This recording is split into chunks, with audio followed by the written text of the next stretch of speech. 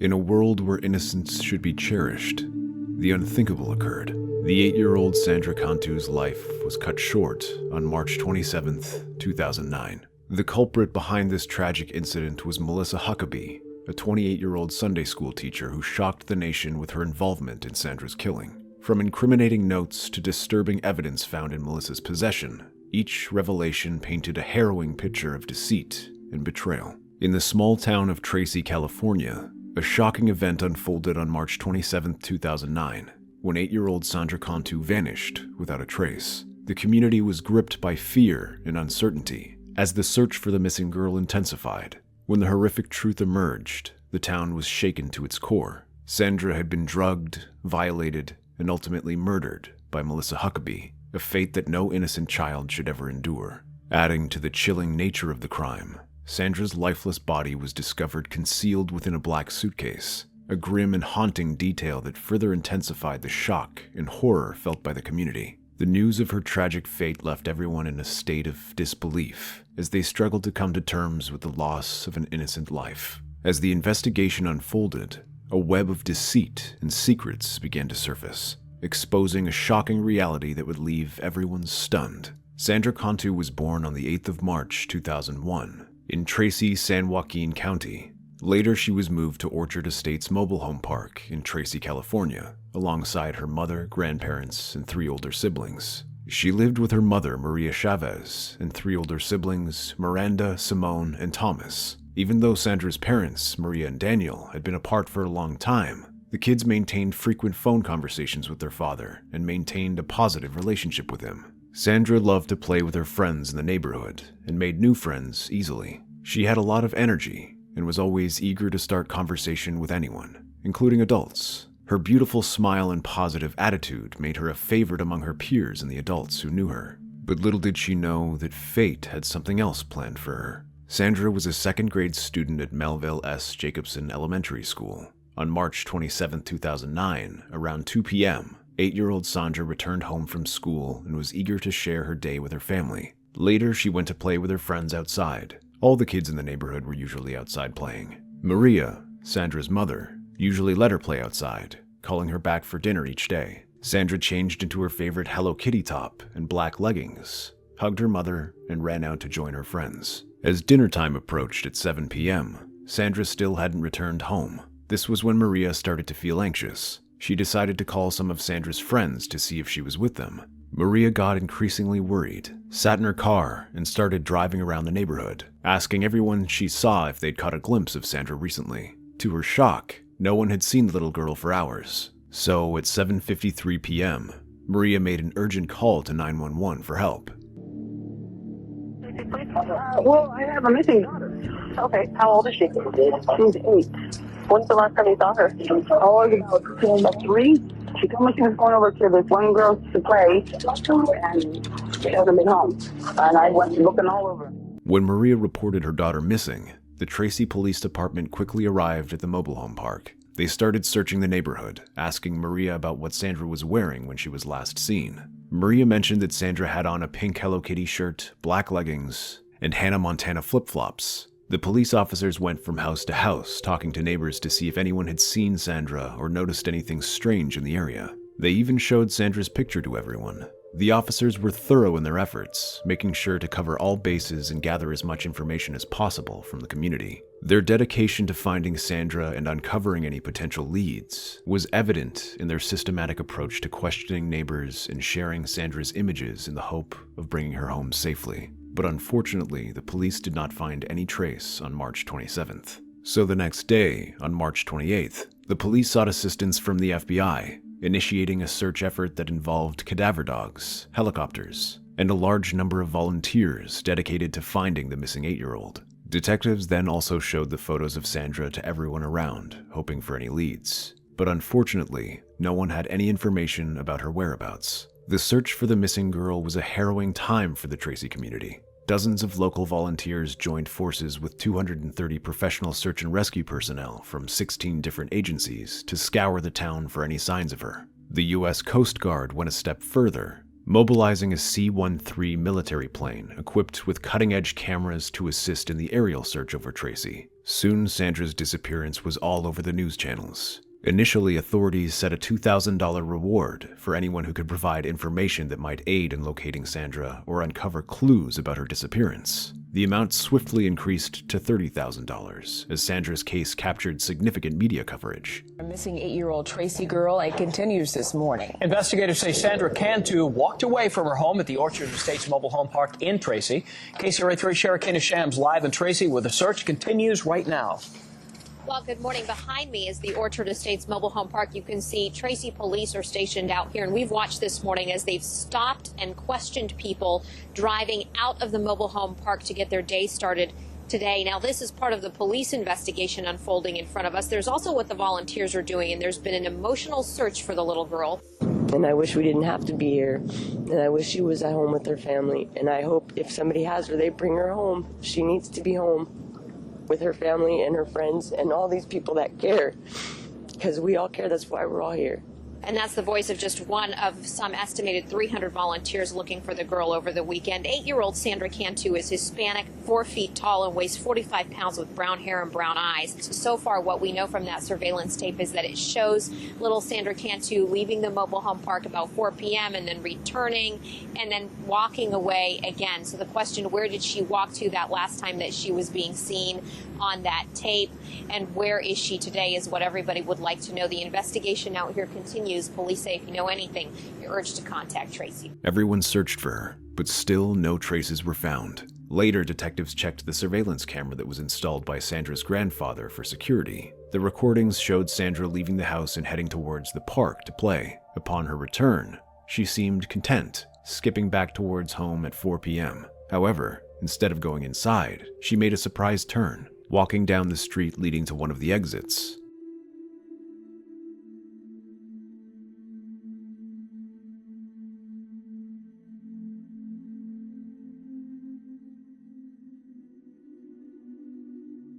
The footage suddenly ended at this point, leaving a mystery surrounding her next steps. This unexpected behavior raised concerns, as Sandra typically followed safety rules about leaving with family. The police suspected that someone or something familiar to her might have drawn her attention. The initial suspect for the investigators was Sandra's father, Daniel, since the police investigation revealed that he had not seen her in a long time. They also learned that he and Maria were involved in a financial dispute related to custody issues. But Maria told the detectives strongly that even though she and Daniel had problems as a married couple before, Daniel would never have anything to do with Sandra going missing. Maria said that Sandra loved her father very much, and that they got along well together. Soon the media took Daniel's interview about her missing child. Tell us a little bit about what we were reporting today.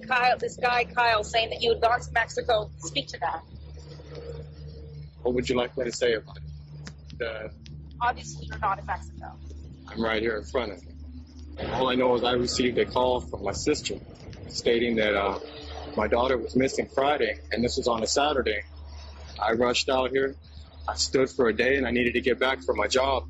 And I think that the reason why it's important for us to do this interview is because if the attention is taken off of you, then the attention can be put on the real person, if there is a person that abducted Sandra, or the search, instead of these things that are kind of thwarting people. It's like I told the detective, do everything you need to do your job to the best of your ability. So, do your job, do the best thing you can do. I thank you for all your prayers. I love you. If you can get to a phone, dial 911, babe. Call somebody, run, do anything you can do. But please try and get home. Sandra's father said to the interviewer that he had no clue about his daughter. He was swiftly eliminated as a suspect following a thorough investigation. In a week since 8-year-old Sandra Cantu left home to play in California and never returned, authorities in Tracy are tracking down hundreds of leads this morning and raising the reward for information on the girl. Investigators are sifting through trash in the local landfill, searching nearby rivers. Later, the police were informed about some more questionable individuals who were either residents of the mobile park or seen in the area on March 27th. One such person was an unfamiliar ice cream vendor who interacted with children in the neighborhood on that day. Despite initial suspicions, he was soon cleared of any involvement in the case. Another individual who drew suspicion was a man named Frank Waller, who lived near the Cantu family, rumored by locals to be a pedophile. This man was acquainted with Sandra and had allegedly been seen kissing her on the lips 2 years prior to her disappearance. They've also spoken with this man, Frank Wohler, a neighbor who admits he kissed the second grader on the lips 2 years ago. Impulse, just being friendly. I do some of my students also. FBI agents and Tracy police have searched nearby homes. The police asked about Frank's presence at the station for questioning. During the interrogation, he confessed to being attracted to girls around 9 to 10 years old, claiming it was harmless. Despite the disturbing nature of his admission, the authorities eventually eliminated him as a suspect, though they stated they would maintain surveillance on him. The search for the perpetrator continued.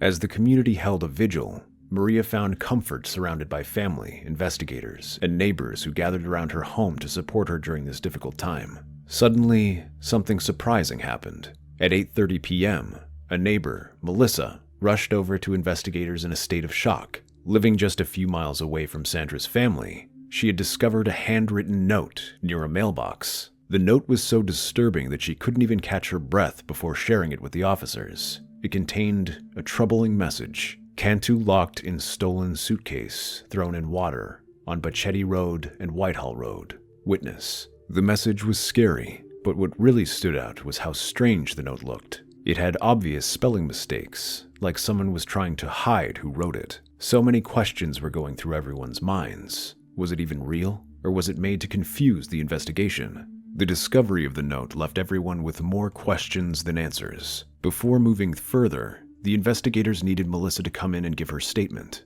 The FBI conducted an interview with Melissa, considering her roles as a neighbor and a Sunday school teacher at her grandfather's church, where she served as the local pastor. Melissa told the officers that she had faced difficulties in her personal life, going through a divorce a few years back and a recent breakup. Currently, she lives with her grandparents and her 5-year-old daughter. Sandra and her sisters often visited Melissa's trailer to play with her daughter, fostering a strong bond between the two families. As Melissa sat down with the FBI agents, recounting the events, she admitted that in the moment she found the note, she didn't pay much attention to her surroundings to see if anyone else was there, nor did she notice anything else out of the ordinary that might have raised suspicions. The detectives asked Melissa if they could search her car, and she said yes. They started searching the car and they found something in the glove box. A post-it note with some words written on it, but they noticed that the words were scribbled over, like someone tried to hide what was written. The police then sent the note to experts for further evaluation. Following this discovery, they chose to release Melissa and shift their attention back to analyzing the original note found near the mailbox. Weeks went by, but authorities could not find any traces of Sandra. After 10 long days of searching for Sandra, her case took a shocking turn. Tonight, the police chief tells us that the person or the persons responsible for the death of 8-year-old Sandra Cantu will be brought to justice. Now, Sandra Cantu's body was found inside a black suitcase that was located at the irrigation pond by farm workers this morning off of Bachetti Road. Now, police then took that luggage from the pond and transported the bag to the county morgue, where this evening police identified the body of Sandra Cantu. Now, right now, police cannot tell us the exact cause of death, but investigators tell us Sandra was identified by the clothing she was wearing. Now, investigators say the area where Sandra's body was found, search crews did in fact comb through that area. Now, we're told the irrigation pond was filled 2 weeks ago, and authorities believe the luggage floated to the surface. Sandra's body was only 2 miles away from her home. News of Sandra's death has devastated a number of people in the community. But they have to pay for this. They have to pay it in the worst way. Did you know Sandra or the family in any way? No, but it feels like you do because, you know, just like you kind of feel everybody else's pain. On April 6th, farm worker Jose Luis Franco came across the black suitcase while he was draining an irrigation pond. The suitcase was locked and had an additional cord securing it as if someone wanted to keep it closed for a longer period. When they pulled it from the mud, the weight of the suitcase filled everyone with a sense of dread, as they feared their worst fears were about to be realized. The grim discovery inside the suitcase left everyone reeling in shock and horror. Inside the suitcase, Sandra's lifeless body was curled up in a fetal position, still dressed in her black leggings and beloved Hello Kitty shirt. Sadly, Sandra's body had many cuts and wounds. A torn piece of cloth was tied around her head, covered in blood, and made into a noose. The scene was a chilling reminder of the brutality she had endured, sending waves of shock and sorrow through all who were touched by this tragic loss. Later, the farmer who found the suitcase was interviewed. It was a discovery that confirmed one family's worst fears, and strangely enough, will wind up helping his. On April 6th, Jose Luis Franco saw a suitcase floating in a dairy pond, and his reaction was almost automatic. I called the police immediately because I was very aware of the missing girl. I see it every day on the news, and I have kids of my own, so it's on my mind. So when I came across and saw the suitcase, it looked very suspicious. Police took over after Franco's tip, and the search for Sandra was suddenly over. For alerting authorities, this father of four and husband is getting a hefty reward, $20,000. Well, what am I going to do with the money? Well, hopefully we could save it for our children's education. Franco says he wasn't even aware of a reward when he made the... Soon, Sandra's body was sent for autopsy for further investigation. The autopsy results only added to the horror and shock surrounding Sandra's death. The autopsy uncovered grim details. Sandra had been severely assaulted. Although there were no signs of biological fluids, the injuries indicated the use of an unknown object. Her cause of death was asphyxiation. Additionally, the coroner found a high dose of alprazolam in her system, suggesting she had been drugged. The official cause of death was documented as homicidal asphyxiation. Tragically, it was determined that she had been murdered just mere hours after she was last captured on surveillance footage, a chilling realization that sent shockwaves through the community. The search for a little girl missing in California is now a hunt for a killer. The body of 8-year-old Sandra Cantu was found hidden not far from her hometown. CBS News correspondent John Blackstone has more. Hundreds gathered to grieve and pray near Sandra Cantu's home last night, lighting candles and creating memorials in honor of the murdered little girl. Ever since she disappeared, volunteers in Tracy had been determined to find her. Now, the city's police chief is determined to find her killer. We will be determining the person or persons responsible for this reprehensible act, and we will bring them to justice. After finding her lifeless body, the investigation was then focused on finding the monster responsible for such a heinous crime. With the disturbing details of the sexual assault, police quickly pieced together a profile of their potential suspect. They believed their perpetrator to be a white male, aged between 25 and 40, with a history of sexual assault or possessing child abuse material. This individual was likely acquainted with Sandra, possibly a trusted neighbor residing in the park. The investigation revealed that Sandra's killer was not a random abductor, but someone she knew. All the registered sex offenders in the area were thoroughly checked, and their alibis were verified, ruling them out as suspects. The investigation took a shocking turn when the neighbors near the irrigation pond were questioned. One resident who lived close to the ditch shared a disturbing observation. Despite not recognizing its importance initially, he mentioned seeing a dark purple two-toned SUV in the area on the day Sandra disappeared. The car's unusual color and unfamiliarity among the neighbors raised suspicions, as it was parked in an unusual spot near the swampy area. Most people avoided that area, making its presence even more peculiar. Intrigued and concerned, the neighbor decided to investigate and approach the car to identify the driver. However, to his surprise, the car was empty. Later, he got even more confused when a woman suddenly came out of the trees. She said she had stopped because she needed to use the bathroom. Without saying much else, she hurried back to the car and drove away fast. The neighbor was left feeling very puzzled by this strange thing happening in that quiet, lonely place. The neighbor's description matched a woman named Melissa Huckaby. Soon, investigators checked the CCTV camera of Sandra's house. The camera footage confirmed Melissa drove the same type of car. The surveillance cameras showed Melissa getting into her SUV from a parking spot right across the street from Melissa's house around 3:30 p.m. She drove towards her own house, which was to the left of where Sandra lived. Melissa then went to her grandparents' church before being seen by the resident near the pond around 5:30 p.m. This timeline was shocking, as it placed Melissa in the area around the time Sandra went missing. The police now had a prime suspect in the case. Law enforcement strongly suspected Melissa Huckaby as the perpetrator and sought to re-interview her. However, when they approached Melissa, they learned that she had attempted suicide by ingesting razor blades. Melissa was hospitalized, preventing the police from questioning her until she was discharged. However, she insisted she was completely unaware of what had transpired and stated that her only action was bringing the note to their attention. Melissa told the officers that at 4 p.m. when Sandra was last seen, she had been at her church, decorating her classroom, and had not witnessed anything out of the ordinary in the area. Unsurprisingly, the police asked Melissa to verify her alibi. Her phone records proved to be crucial evidence. It was revealed that Melissa had made her own call to the police earlier to report the theft of her suitcase from her driveway. She claimed that after hearing about Sandra's disappearance, she had even sent a text message to Maria. "Tell the police I had something stolen today around 4 p.m.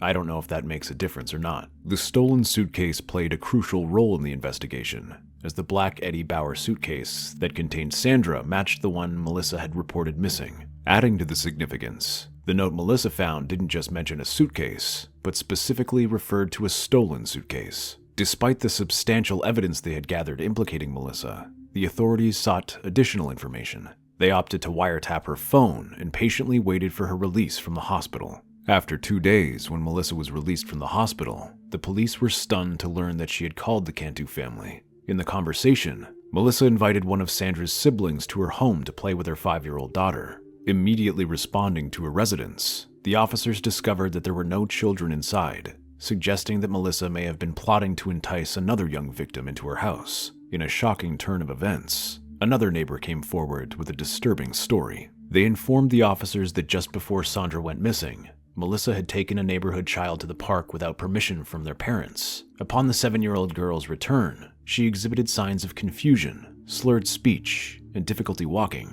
The girl's parents took her to the hospital. Tests at the hospital showed that she had been drugged with benzodiazepines, the same drug found in Sandra's body. Melissa said she did not give the girl drugs, and the police did not charge her with anything. As the investigation unfolded, the police's suspicion of Melissa grew stronger. The police were astonished upon discovering the drugged child. Subsequently, they were granted a warrant to search both Melissa's trailer and her grandparents' church. During the search of the trailer, they came across a notebook. The handwriting inside the notebook was an exact match to the note Melissa had claimed she discovered on the ground.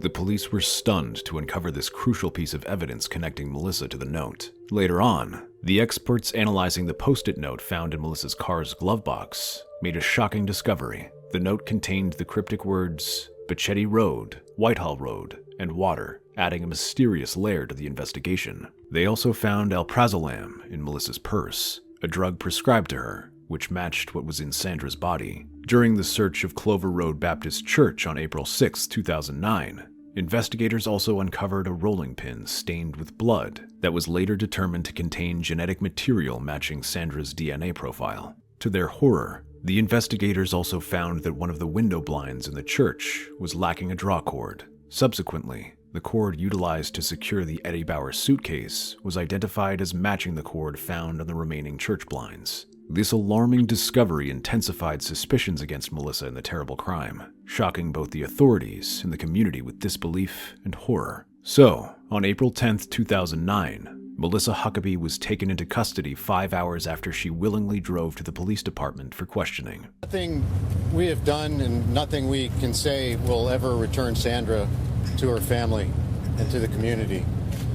But last night, we arrested Melissa Huckaby, a 28-year-old Sunday school teacher who lives at the Orchard Estates Mobile Home Park.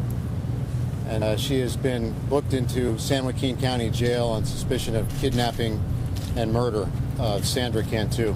Information developed over the course of the last few days and during an interview that Melissa drove herself to the police department to participate in led us to develop probable cause to take her into custody at approximately 11:15 last evening. There's still a lot of work left to be done over the next several weeks to ensure that Ms. Huckaby pays for what she's done. There are no other suspects in this case. We do not anticipate any other arrests in this case. I couldn't begin to even theorize what her motive is. I'd like to thank the city of Tracy, the community, and everyone assembled here for the support and the assistance that you've provided us over the last 15 days. Our community will start to heal at some point. Today is going to be a very difficult day for everyone to be able to... Placed under suicide watch at the San Joaquin County Jail. The California woman accused of killing 8-year-old Sandra Cantu appeared in court for the first time yesterday. She faces multiple charges, including sexual assault. Melissa Huckaby is under suicide watch this morning. CBS News correspondent John Blackstone reports. CBS News has learned that days before her arrest, Melissa Huckaby was hospitalized after swallowing 3 X-Acto knife blades. In custody, she's been on suicide watch. After several hours, investigators confront Melissa in the interrogation room with all the evidence they found. At 5:30 and 5:40, 2 people saw your car stopped on Whitehall Road. They saw you come from out of the bushes on Whitehall Road, and someone asked you what? When I was okay, and I said I was going to the bathroom. Mm-hmm. What were you doing, Melissa?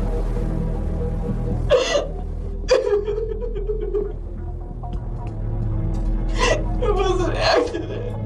I told you it was an accident. I know it was. Accidents happen. Killer. During interrogation, Melissa Huckaby denied everything, but later she claimed that Sandra's death was an accident. It was an accident. I told you it was an accident. I know it was. Accidents happen. Killer. I went to church. I was there. And when I came outside, I looked at my suitcase. I went to take it out and it was heavy.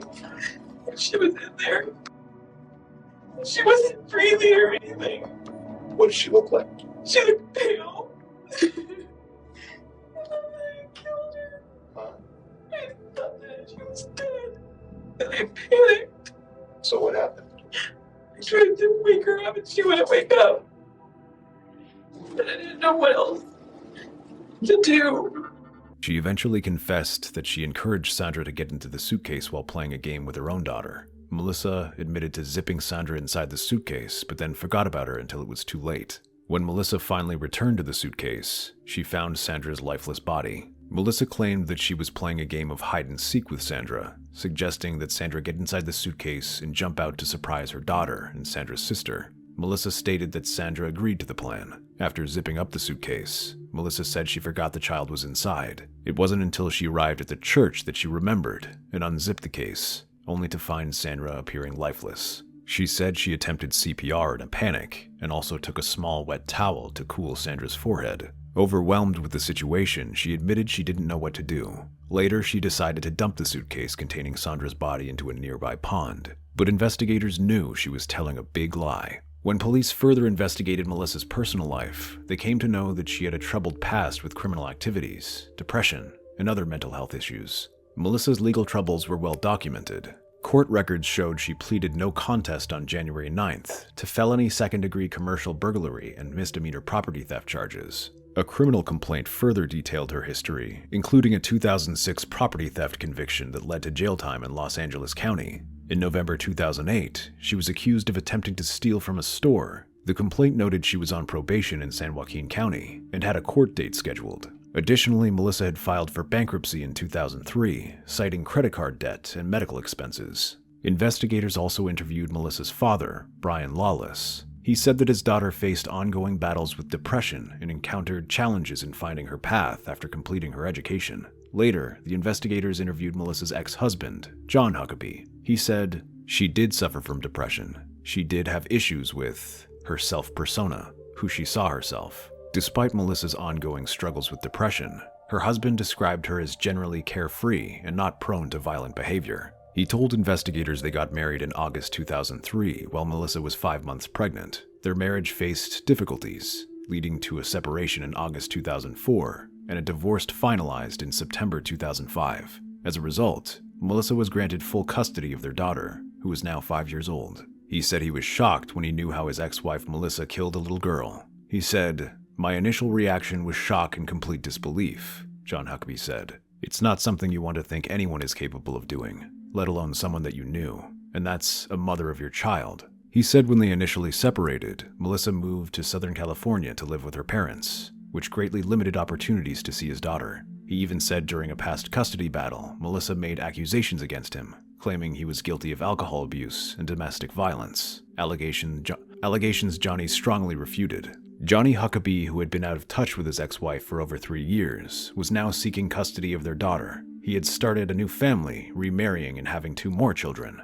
Yet the idea of her being involved in murder and rape, especially of a child, seemed incomprehensible. So the trial began. At her trial on April 14th, Melissa Huckaby displayed her most emotional reaction when her criminal actions were reannounced. She closed her eyes and seemed to struggle to hold back tears. During the trial, prosecutor Thomas Testa argued that Melissa had carefully planned Sandra's death. He presented surveillance footage indicating that Sandra intended to visit Melissa's house. The prosecutor claimed that Melissa took Sandra to the church to help with decorations, where she then gave Sandra juice containing a powerful sedative. Prosecutor also said that Melissa waited for Sandra to pass out. After Sandra was unconscious, they claimed Melissa attacked her and then suffocated her to death. The prosecutor Thomas Testa initially sought the death penalty against Melissa Huckaby, as she had not yet pleaded guilty to the heinous crimes. However, a pivotal moment occurred during one of the trial proceedings when Melissa made the decision to plead guilty, taking full responsibility for her actions.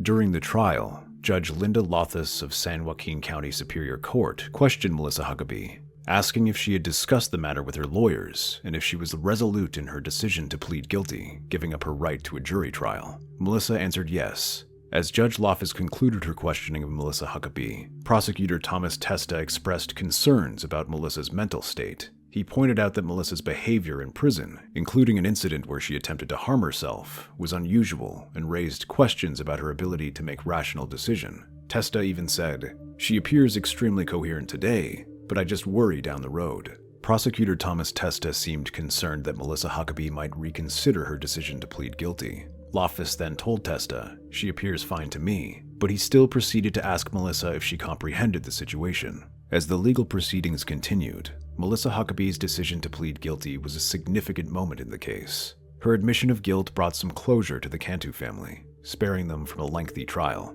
This important moment changed how things were going in the court and led to what would happen next in Sandra's case. Melissa's guilty plea made things simpler and gave the Cantu family some comfort after all they had been through since Sandra's tragic death. So, on June 14, 2010, she was sentenced to life in prison without the possibility of parole.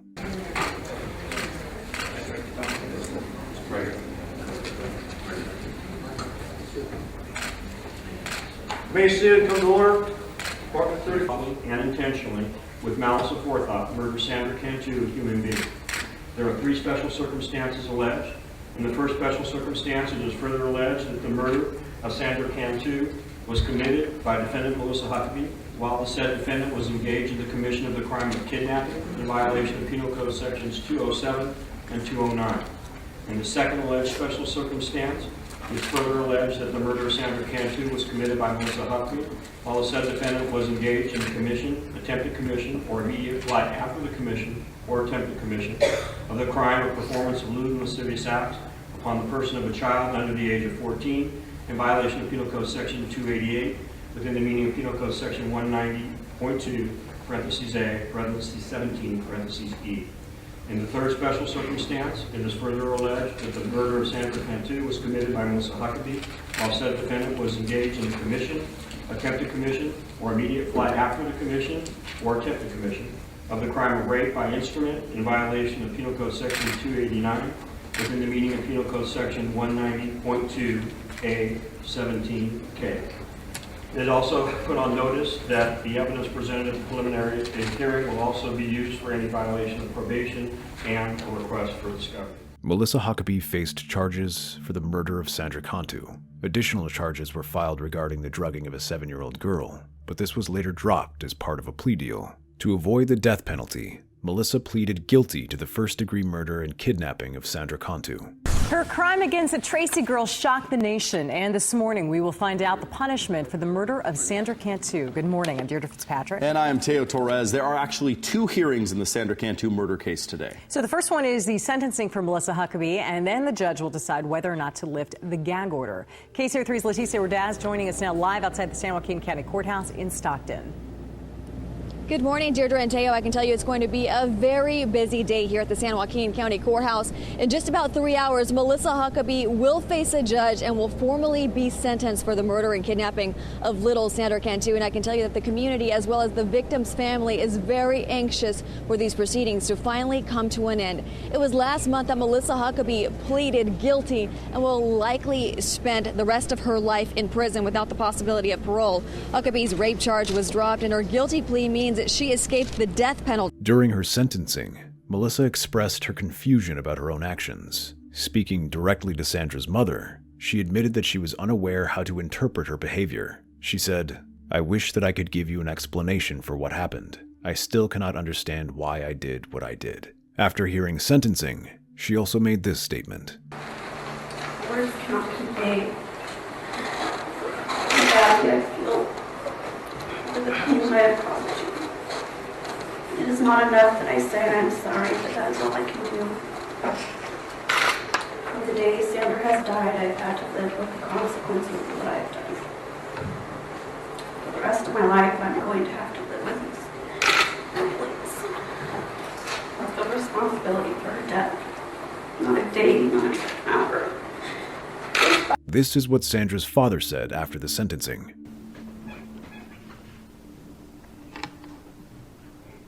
We're supposed to forgive our enemies.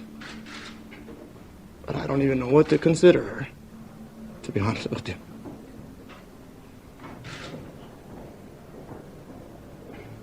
There ain't nothing that happens today gonna change.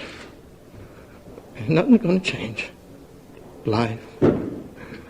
I don't believe that in my heart, I should hate or anything like that. You took the life of an innocent little girl, and she didn't do nothing. She's not even old enough to decide to eat ice cream yet. I stand at my job, and nothing changes, and nothing's gonna change the fact whether I cry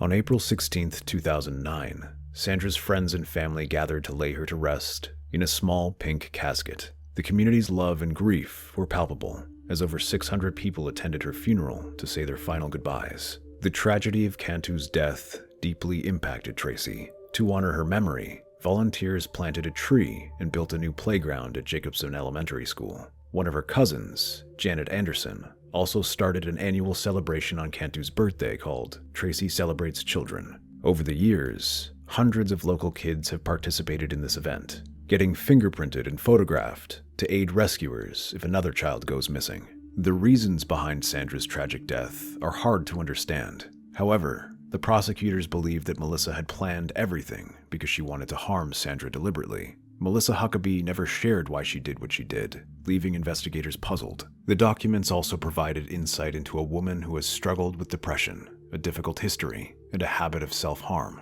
So where is Melissa now? Melissa is currently serving a life sentence in San Joaquin County Jail, bearing the weight of her grave actions. Her time in prison serves as a reminder that such serious crimes have serious consequences. For the Cantu family, the pain of losing Sandra will never fully heal, but they find solace in the knowledge that justice has been served. The trial and conviction provided a sense of closure, affirming that Sandra's tragic death did not go unanswered.